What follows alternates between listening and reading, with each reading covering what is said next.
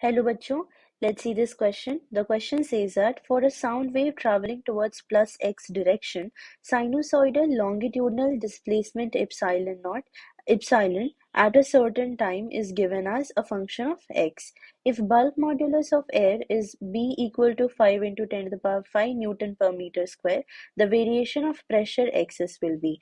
Okay. तो question में हमें क्या दिया गया है? क्वेश्चन में हमें साउंड की डिस्प्लेसमेंट ग्राफ दी गई है as a function of x, और ये हमसे पूछ रहे हैं कि ये pressure as a function of x क्या होगा।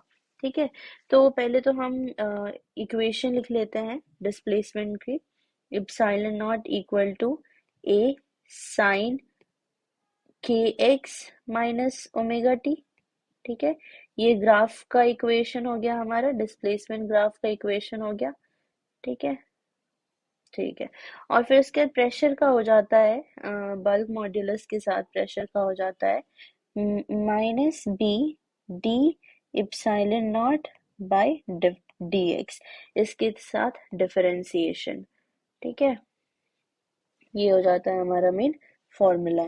तो हम अब लिख लेते हैं, डिफरेंशिएट कर देंगे ना, ई को हम डिफरेंशिएट कर देंगे एक्स के रिस्पेक्ट में, इसको हम डिफरेंशिएट कर देते हैं। तो क्या आ जाएगा हमारा, जब हम माइनस बी ए और फिर डिफरेंशिएट करेंगे जब हम sign k x minus omega two को, तो ओमेगा टी को, तो के बाहर आ जाएगा, इसको बाहर लिख देते हैं, और साइन का डिफरेंशिएशन हो जाएगा cos k x minus omega t. ठीक है, तो प्रेशर का क्या आ गया, pressure equal to minus B k A cos k x minus omega t. ठीक है, तो ये मेन ग्राफ आ गया हमारा प्रेशर का, मतलब कि इक्वेशन आ गया प्रेशर का एक्स के रिलेशन में, एक्स के टर्म्स में आ गया। ठीक है, अब हम मेन एम्पलीट्यूड निकाल लेते हैं, ये तो हमारा एम्पलीट्यूड है ना, तो पहले हम इसकी वैल्यू निकाल लेते हैं। वैल्यू क्या हो जाएगी, वैल्यू हम निकाल लेते हैं, value amplitude value of pressure.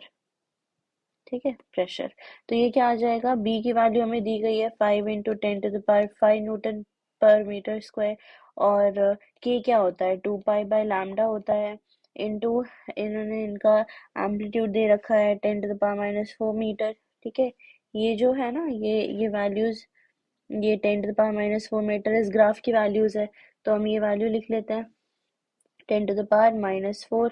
ठीक है, अब हम लैम्डा कैसे निकालेंगे, लैम्डा क्या होता है, एक ये जैसे कि यहाँ से एक साइकिल कंप्लीट होगा, ये तो ये कहाँ साइकिल जाके कंप्लीट हो रहा है 0.2 पे, तो लैम्डा की वैल्यू 0.2 हो गई है ना।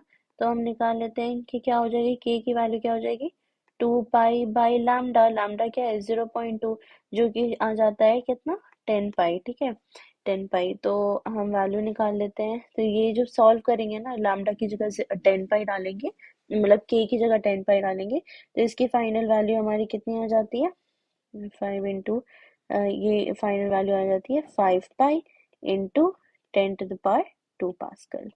ये हो गई प्रेशर की एम्पलीट्यूड वैल्यू। ठीक है, तो हम लिख लेते हैं एक और बार, pressure equal to minus 5 pi into 10 to the power 2 cos k x minus omega t. ठीक है, ये मेन ग्राफ का इक्वेशन हो गया हमारा। अब हम इसी इक्वेशन से ग्राफ पता करते हैं। ठीक है, ये एम्पलीट्यूड वैल्यू है, तो ऐसा किस ऑप्शंस में दिख रहा है, एक तो ये सेकेंड ऑप्शन हो गया, और थर्ड फोर्थ ऑप्शन हो गया जिसमें ये सेम एम्पलीट्यूड वैल्यू दिख रही है। ठीक है, कॉस का ग्राफ हमारा कैसा जाता है, हमें पता है कि जब टी की वैल्यू जीरो होती है, टी की वैल्यू जीरो होती है, तो ये 90 डिग्री पे कैसा जाता है, एम्पलीट्यूड मैक्सिमम रखते हैं, फिर उसके बाद ग्राफ ऐसे फॉलो होता है कॉस का।